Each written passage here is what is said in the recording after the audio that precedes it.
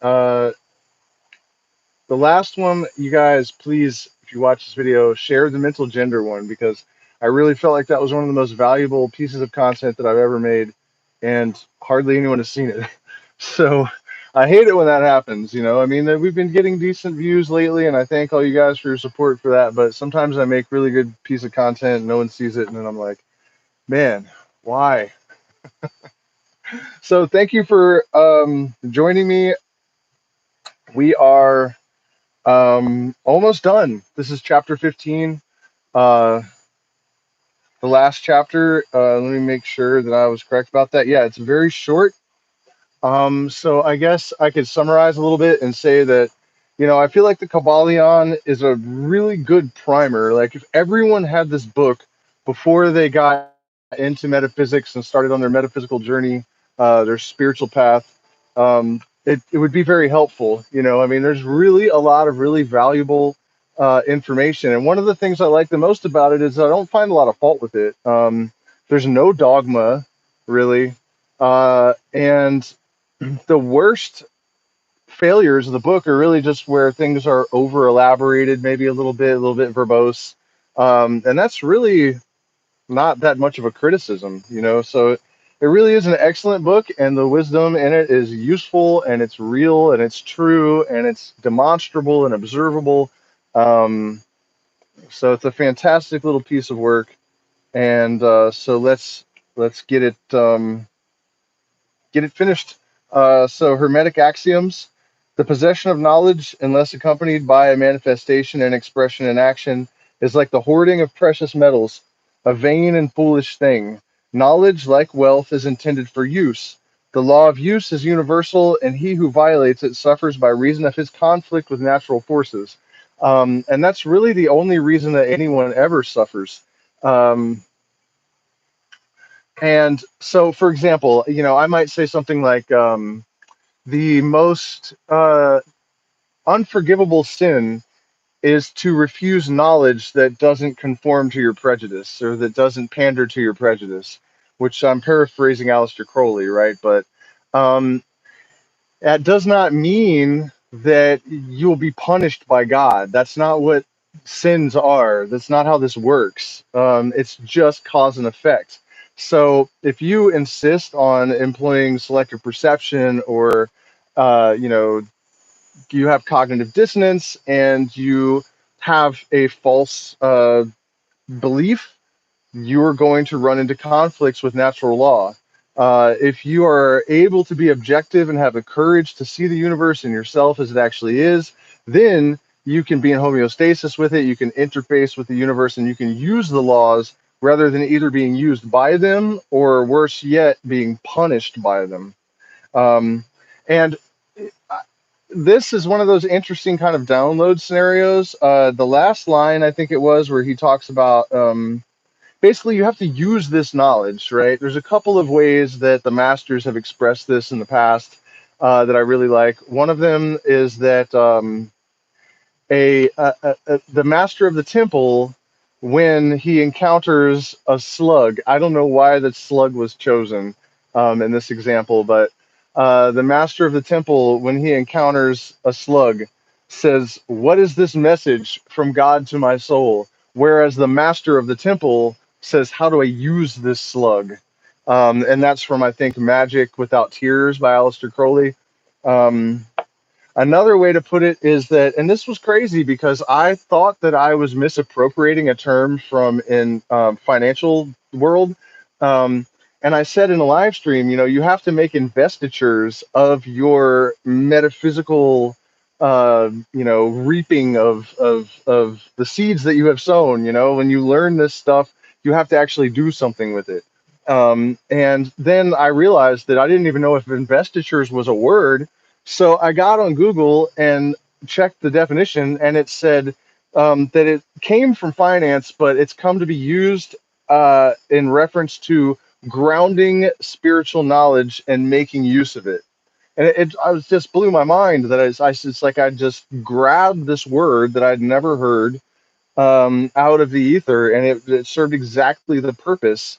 Um, And I think, I'm not just bragging here, and it's not even really an accomplishment. It just means that you are doing the thing that I'm talking about when that sort of thing happens. And I think that the more you allow for it, the more you clear out your uh, dissonance, your interference patterns like fear and ego and doubt and all of these sort of, well, unhealthy doubt.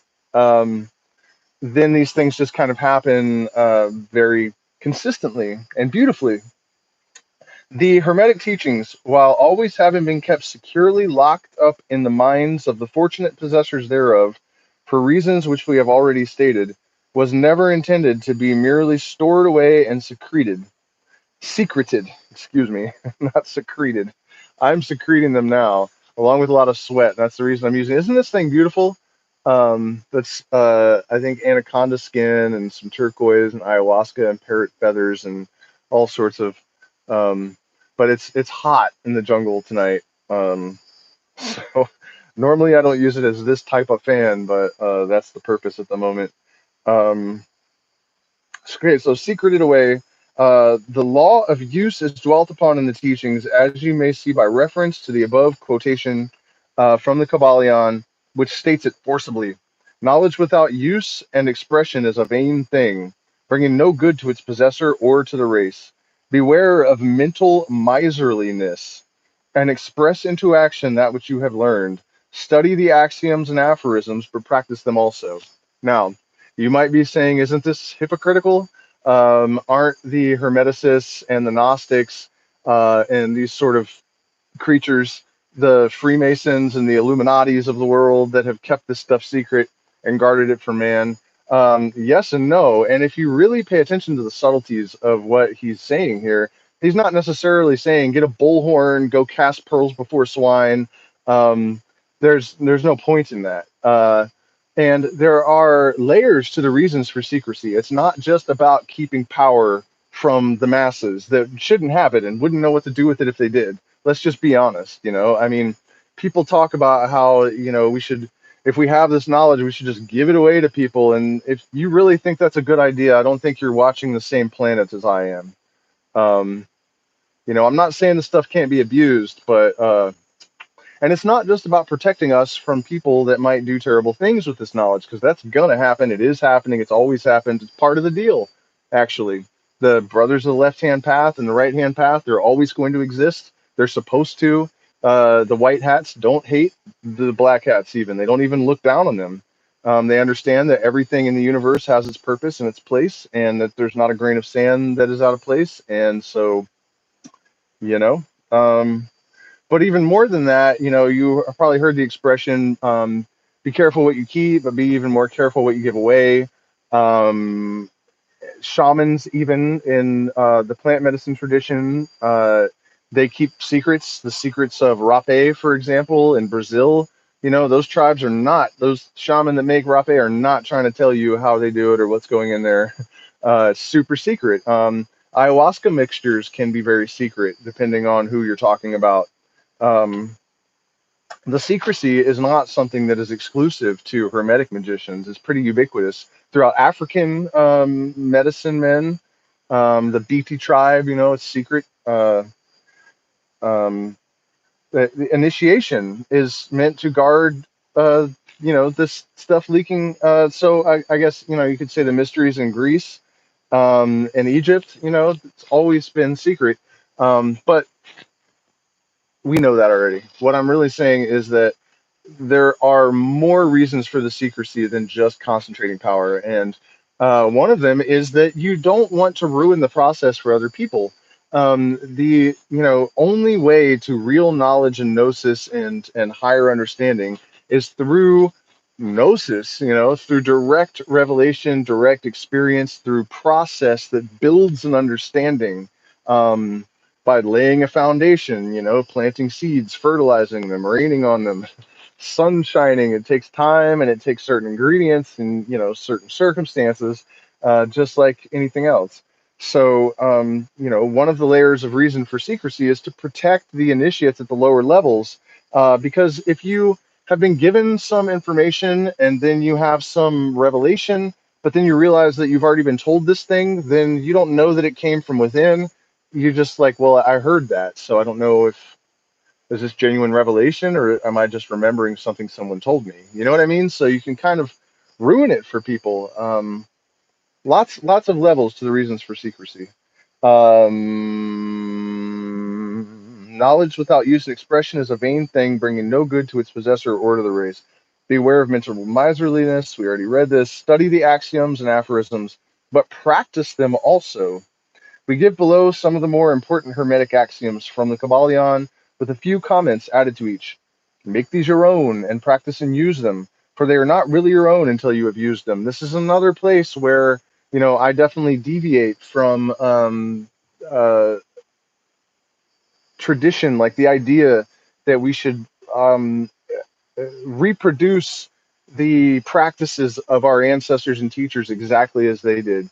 The ayahuasqueros that I learned from said, "Do not watch the hands of your master. You must find your own way. You must sing your own songs." This is one of the reasons that these popular ayahuasca songs are kind of ridiculous. It's not what's supposed to happen. You don't learn the songs of other people and then play them during ceremony. Every shaman is supposed to take medicine alone, get songs and then sing them, to people for certain purposes, not like covering popular medicine songs from YouTube. That's not how this is supposed to go.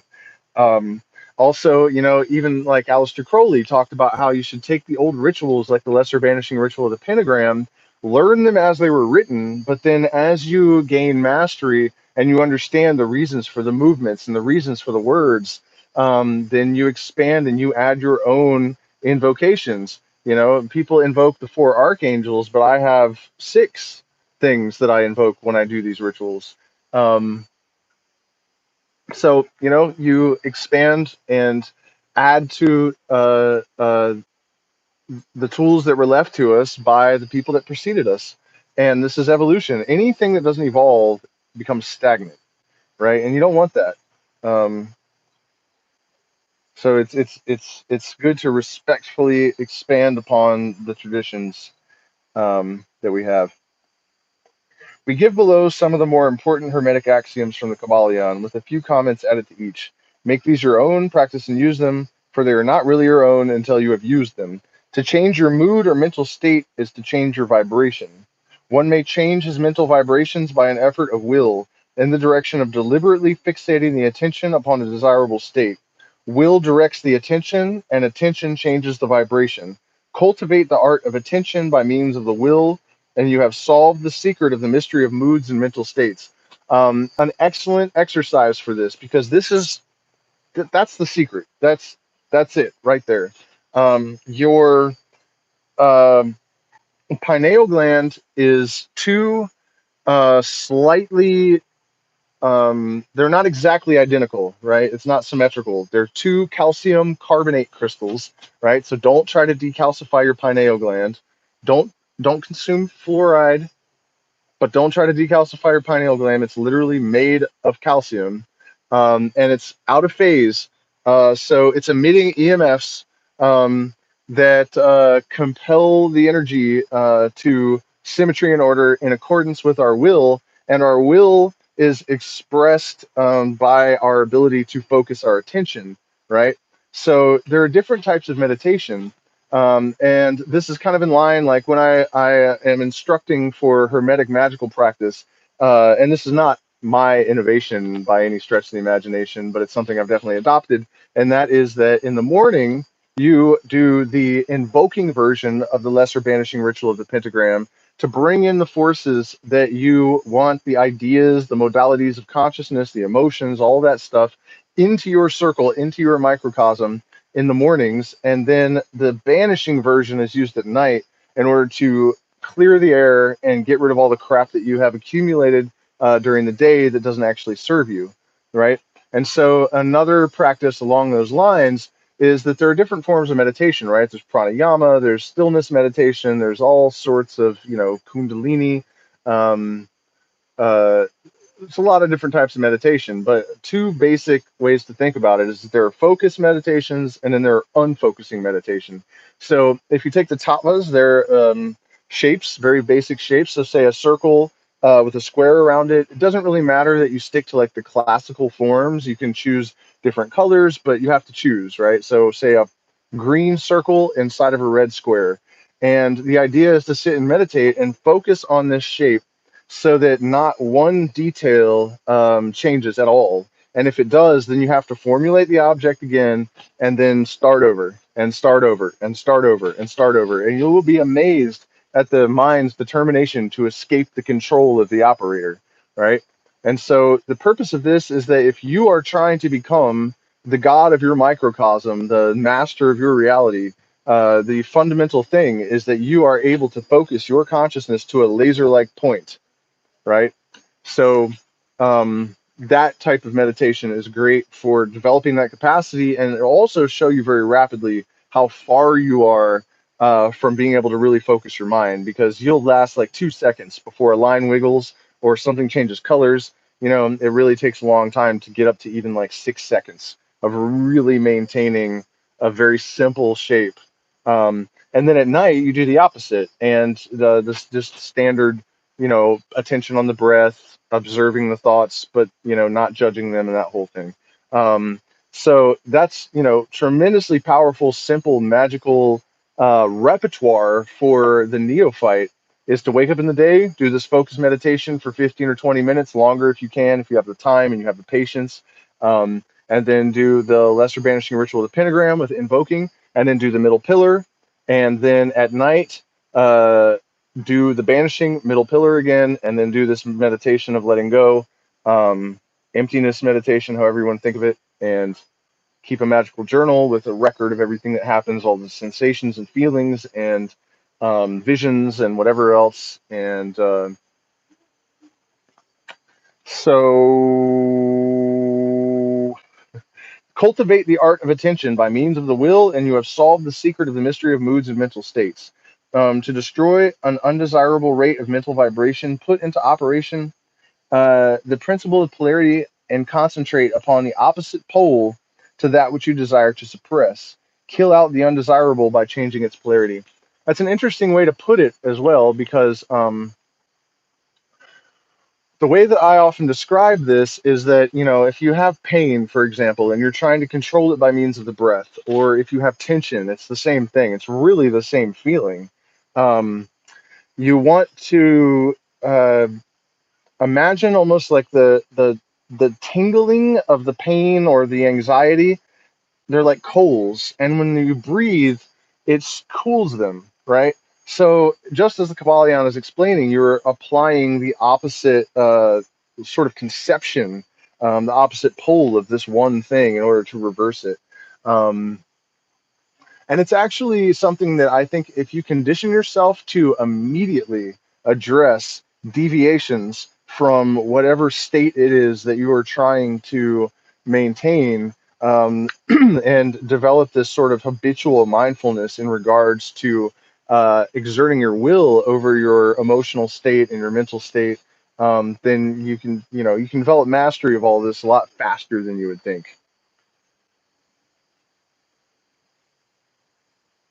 This is one of the most important of the Hermetic formulas. It is based upon true scientific principles. We have shown you that a mental state and its opposite were merely the two poles of one thing, and that by mental transmutation the polarity might be reversed. This principle is known to modern psychologists who apply it to the breaking up of undesirable habits by bidding their students concentrate upon the opposite quality. If you are possessed of fear, do not waste time trying to kill out the fear, but instead cultivate the quality of courage, and the fear will disappear. Some writers have expressed this idea most forcibly by using the illustration of the dark room, and we can apply some alchemical thinking to this as well, and say that if we have fear, and then we add courage, the third thing of a higher nature that emerges is the action that is the result of canceling this fear with courage. Some writers have expressed this idea most forcibly by using the illustration of the dark room. You do not have to shovel out or sweep out the darkness, but by merely opening the shutters and letting in the light, the darkness has disappeared. To kill out a negative quality, concentrate upon the positive pole of that same quality, and the vibrations will gradually change from negative to positive until finally you will become polarized on the positive pole instead of the negative. The reverse is also true, as many have found out to their sorrow, when they have allowed things to vibrate too constantly on the negative pole. By changing your polarity, you may master your moods, change your mental state, remake your disposition, and build up character. Much of the mental mastery of the advanced Hermetics is due to this application of polarity, which is one of the important aspects of mental transmutation. Remember the Hermetic axiom: mind, as well as metals and elements, may be transmuted from state to state, degree to degree, condition to condition, pole to pole, vibration to vibration. Uh, this is also something that um expresses in the universe in extraordinary ways. It is possible to change any element into any other element. When I was in school, they told us that it was not possible to transmute lead into gold, but at the current juncture, we have the technology to turn any element into any other element in the laboratory. It's just that it's not. It's prohibitively expensive. So yes, we can turn lead into gold, but it costs so much money that it's not worth it to do so right now. This is also, by the way, why I think the theory about aliens that they come here to take gold is so incredibly dumb. If we have the technology to turn lead into gold, and we've only had technology for like 100 years, I would imagine a civilization that is a million years ahead of us can make gold at home. They don't need to come here, load one of the heaviest elements in the entire universe into spaceships, and somehow fly it across the universe or whatever. It just doesn't, there's no reason that that would have to happen. So sorry to burst your bubble if you're a believer in the aliens coming to get gold theory, but it actually just makes no sense at all. Um, the technology to make gold out of lead in the laboratory comes way before interstellar travel. So debunked all the way. But what I was saying about that is that, you might say, well, how do these elements have the characteristics of each other? Can you really transmute lead into water? Yes. You just have to apply sufficient heat, and you can melt the metal, and then it has the qualities of water. In the occult, you'll notice that there's sometimes attributes will be given to certain tarot cards or just different ideas, and it will say like air of fire or water of earth. And you can understand this in contemplating water becoming steam is physically air of water, or water becoming ice as earth of water.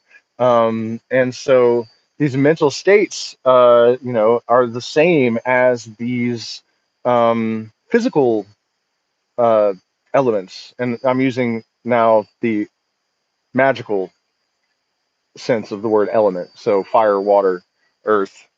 Um, Got a joke for you too.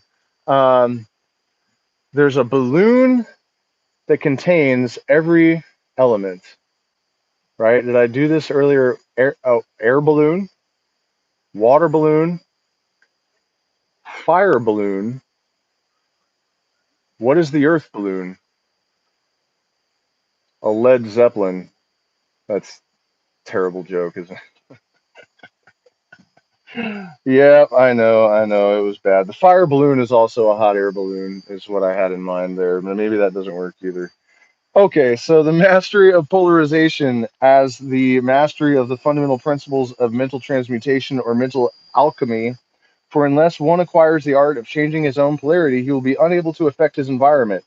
Um, and this is, why you have to figure out your true will and dedicate yourself to it, but you must know thyself.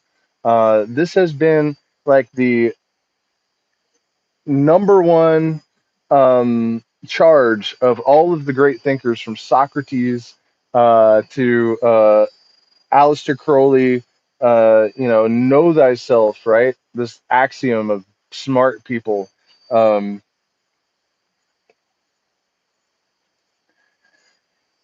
a nation who is at civil war is in no condition to invade other nations.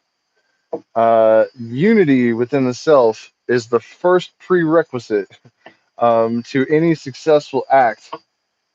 Well, no, the first prerequisite is that you must apply the proper kind and degree of force to the proper object in the proper manner through the proper medium. If you do that, then you may affect any change of which that object is capable. But before you get about any act, you better know your damn true will. Uh, Rhythm may be neutralized by. Wait, did I skip something? Ah, yes, I did. An understanding of this principle of changing your own polarity will enable one to change his own polarity as well as that of others if he will but devote the time, care, study, and practice necessary to master the art. The principle is true, and the results obtained depend upon the persistent patience and practice of the student. Rhythm may be neutralized by an application of the art of polarization. Um,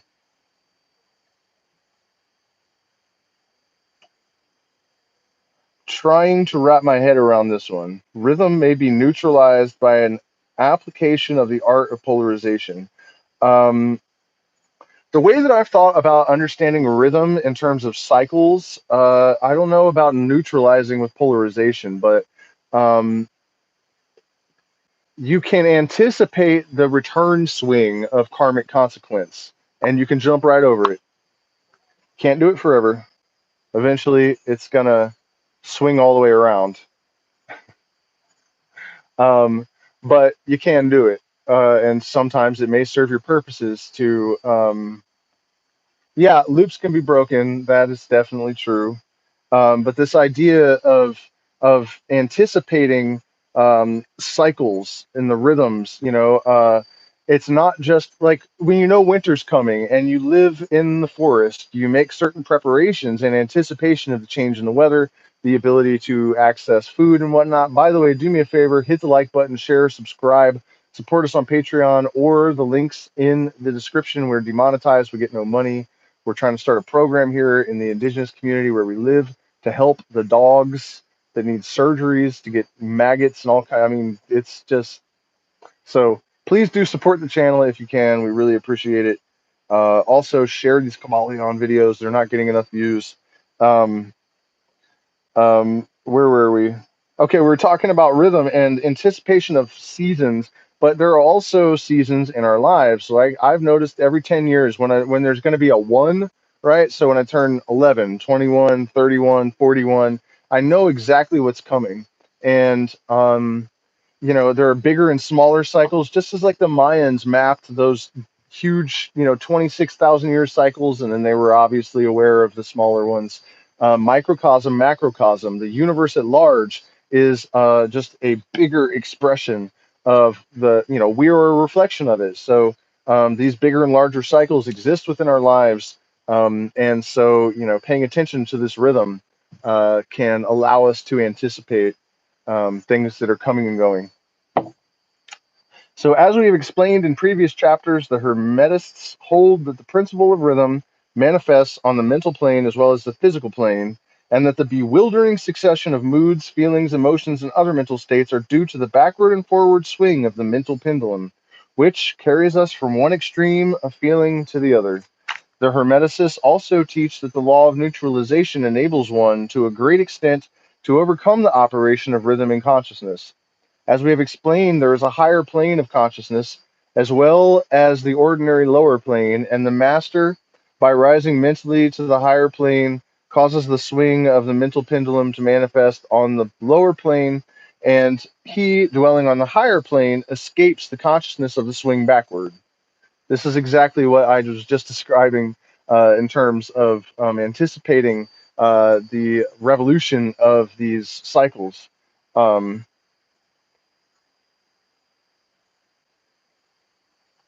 So, anticipating the swing of this pendulum, this is affected by polarizing on the higher self, and thus raising the mental vibration of the ego above those of the ordinary planes of consciousness. It is akin to rising above a thing and allow it to pass beneath you. The advanced Hermeticist polarizes himself at the positive pole of his being, the I am pole, rather than the pole of personality, and by refusing and denying the operation of rhythm, raises himself above its plane of consciousness and standing firm in his statement of being or higher self or holy guardian angel or however you want to think of it.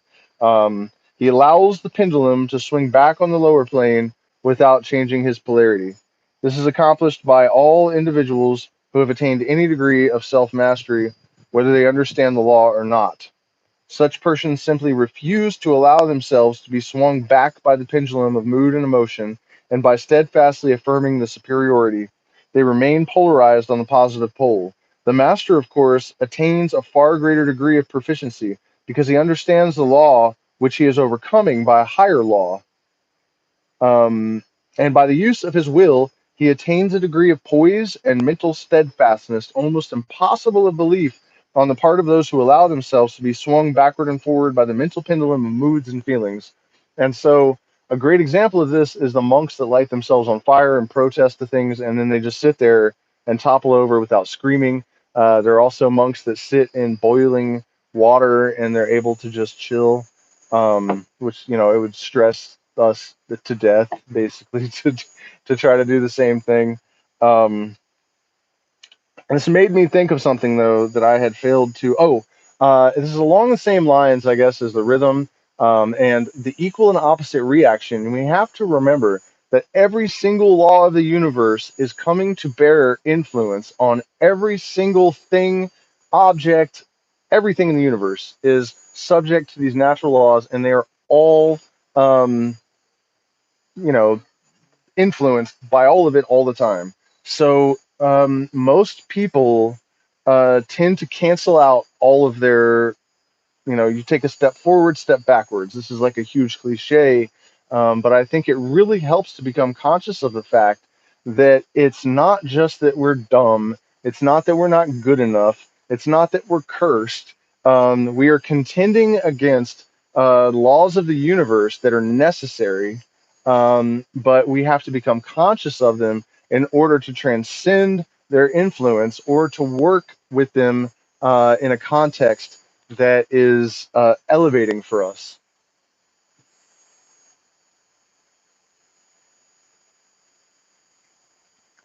Why would I lose people talking like this? You guys are soldiers. Um, where were we? Where were we? Remember always, however, that you will not really destroy the principle of rhythm, for that is indestructible. You simply overcome one law by counterbalancing it with another, and thus maintaining an equilibrium.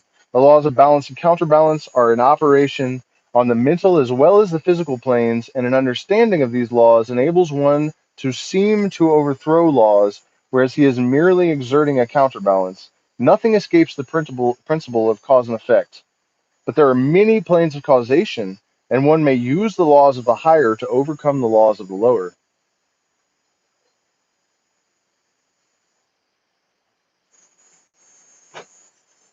Look, yeah, I'm too hot, so I'm using a faster vibration to achieve the state that I'm. I mean, it's truly universal. It's not really even a joke. By an understanding of the practice of polarization, the Hermeticists rise to a higher plane of causation and thus counterbalance the laws of the lower planes of causation. By rising above the plane of ordinary causes, they become themselves, in a degree, causes instead of being merely caused. By being able to master their own moods and feelings, and by being able to neutralize rhythm or to anticipate rhythm, um, as we have already explained, they are able to escape a great part of the operations of cause and effect on the ordinary plane. Speaking of this, rhythm, even if you only just beat a simple heartbeat like pulse on a drum or whatever it is, this is a way of bonding the conscious and the unconscious or the subconscious and connecting to the universal rhythms by consciously creating our own rhythm. Because you may not really consciously hear it, but the polyrhythms of the relationship of your own beat to the beats that are pulsing all throughout the universe. There is a part of your being that is gathering information, that is using it to triangulate itself in consciousness. So you have to be a musician. You have to be some sort of musician. You have to sing. You have to play a drum. You have to play the guitar. You have to do something. You can't not be a musician. I don't think there's any person that is alive or that has ever lived or that ever will live that should be exempt.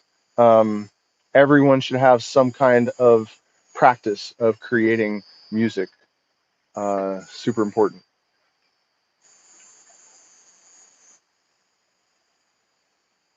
The masses of people are carried along, obedient to their environment, the wills and desires of others stronger than themselves, the effects of inherited tendencies, the suggestions of those about them, and other outward causes which tend to move them about on the chessboard of life like the mere pawns that they are. By rising above these influencing causes, the advanced Hermeticist seeks a higher plane of mental action, and by dominating their moods, emotions, impulses, and feelings, they create for themselves new characters, qualities, and powers by which they overcome their ordinary environment and thus become practically players instead of mere pawns.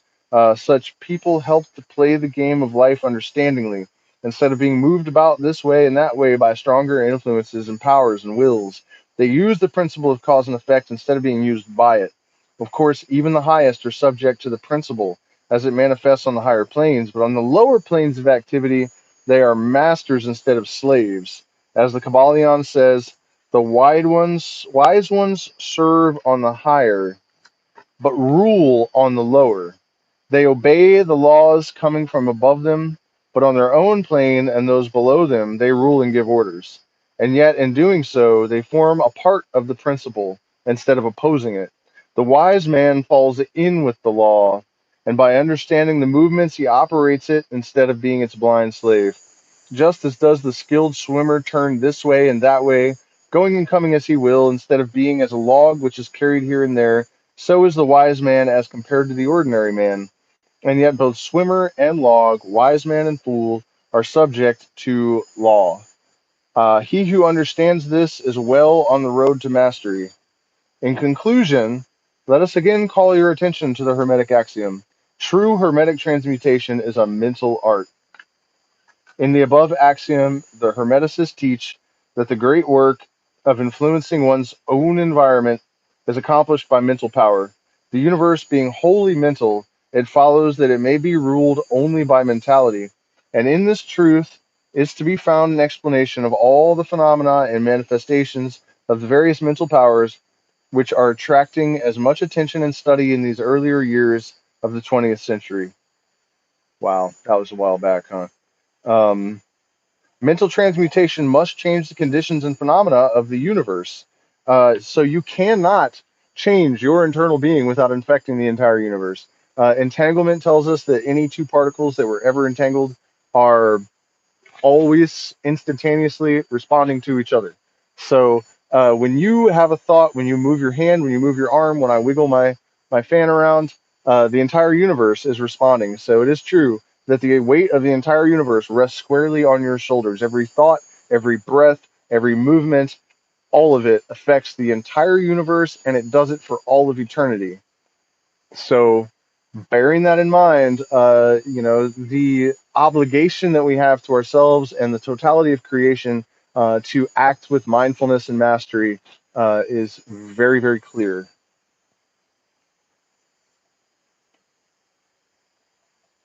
If the universe is mental, then mind must be the highest power affecting its phenomena. If this be understood, then all the so called miracles and wonder workings are seen plainly for what they are. The all is mind, the universe is mental.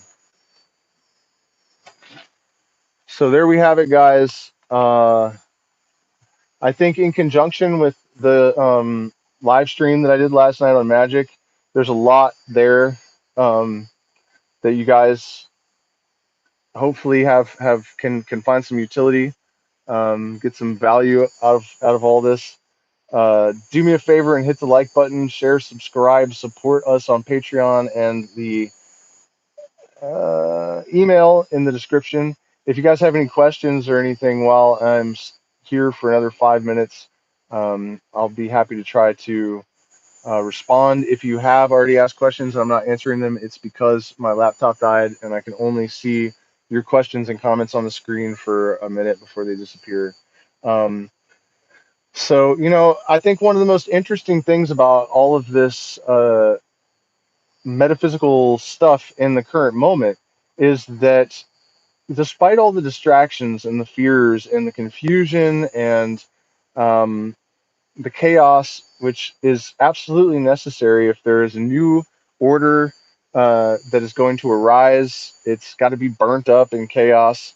Um, when you create heat, it pushes things upwards. So it's a great uh, for our wings of the phoenix, to catch this draft.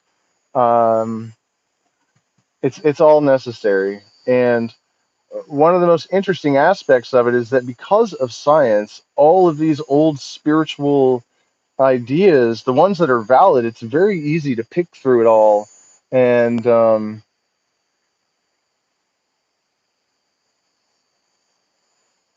think about that for a second. Uh,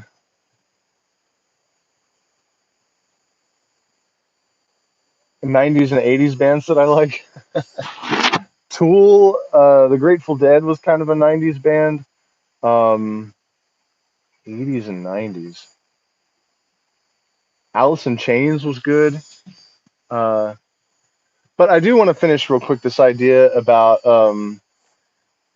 if you're really paying attention. For example, we're learning about EMFs and consciousness, the magnetite in the brain, how all this relates to the activity of subatomic particles.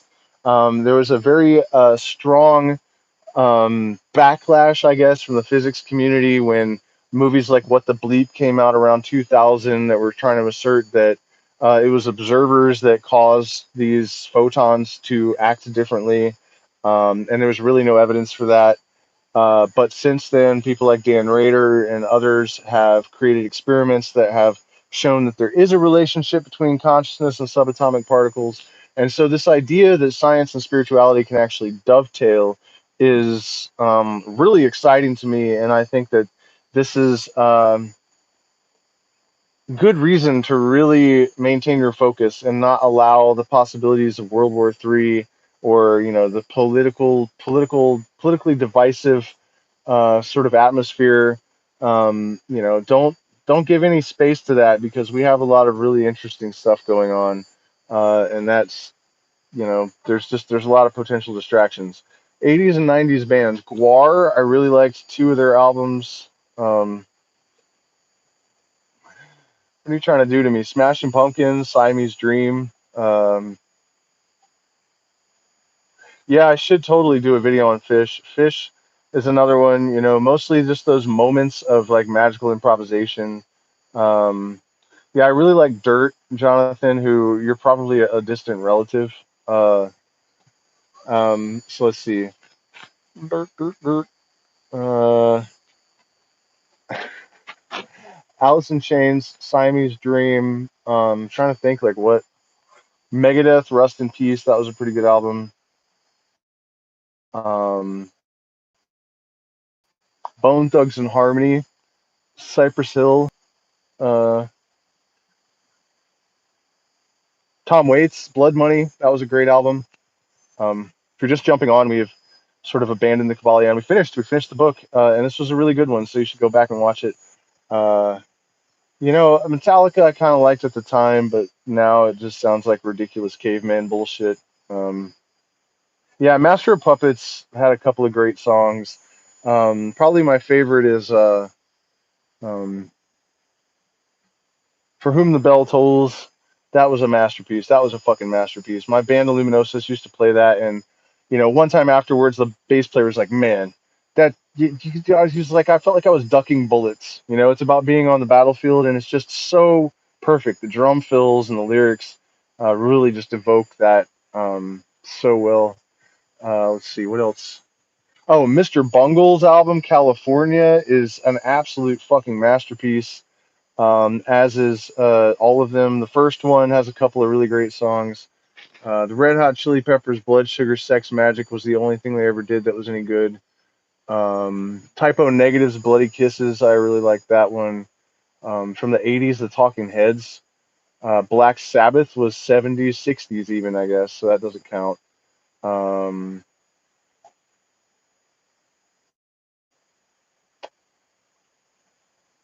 I listen to music so infrequently now, it's hard to answer this really. I can't remember. Biggie Smalls, Life After Death shit was the ultimate gangster rap. Um, Definitely would pick that as like the all-time great for that style. Uh, yep, I don't know. Okay, so someone else asked a question, Nick, about how someone with, these sort of, I don't remember exactly how you phrased it, but these unsettled emotional states could affect the universe. Um, the interesting thing is that, do you know what hallelujah means? It actually means one for another. And because of this law of opposites, the everything generating its opposite, right? When you're suffering, you're creating bliss somewhere else. Um, so you're always doing the opposite of whatever it is that you're doing in some sense. Um, and suffering is also healing in the long run, hopefully. Um, so, there's always a silver lining. Um, but it depends on what you mean. On a microcosmic level, you're affecting all of the people that you interact with. They're affecting all the people that they interact with. I mean, that question needs to be trimmed down a little bit to more specifically what you mean. But uh, I guess the short answer is that everything has good and bad consequences. Everything contains its contradiction. Every cause uh, creates its opposite. So I mean, that's the best I can do with that. It's too broad, I guess, is what I'm saying. Um, Good and bad for sure, though. This is something that I'll use the Grateful Dead as an example of why they were so powerful, or there's a lot of other things, but let's just use the Grateful Dead as an example. So people go to the concerts. Myself, for example, I went to a Dead show. Jerry was dead already, so it wasn't really the Dead, but the same kind of energy, and so um, couple of things. I noticed that they weren't singing the message, right? That people seemed to understand them, even though they weren't. They're singing about murder and gambling, cowboy stories, whatever, random gobbledygook, even abstract expressionism or whatever in the lyrics. And so, I noticed that people are still hearing them, regardless of whether they're literally, putting a message out there. And so then your life has changed, and then you go home, and even though the people around you may not have ever been to a Grateful Dead concert, they don't like the music, don't listen to it, whatever, the changes that happened to you are you're so enthusiastic and you're putting out so much of this positive energy, and your attitude towards self-interest versus collective well-being has been so drastically altered that the people that you encounter for days, weeks, months, really potentially the rest of your life, the course of their life is altered, and then that spreads from them to the next person, to the next person, to the next person. A ripple in still water when there is no pebble toss nor wind to blow. Um, you know, so that's another way of answering, I guess. But it's the opposite thing. When you are putting out this good energy and the good vibes um, habitually, it spreads like COVID. Shouldn't have said that on this channel. Uh, anyways, guys, I need to go eat dinner because I'm just gonna ramble like a lunatic. Otherwise, I think that's already happening a bit. So please share these videos. I think they were good. The Kybalion series is over. we're moving on to ayahuasca and the Book of the Law with commentary. That's another one that didn't get a lot of views. So, share it, please. And good night for now.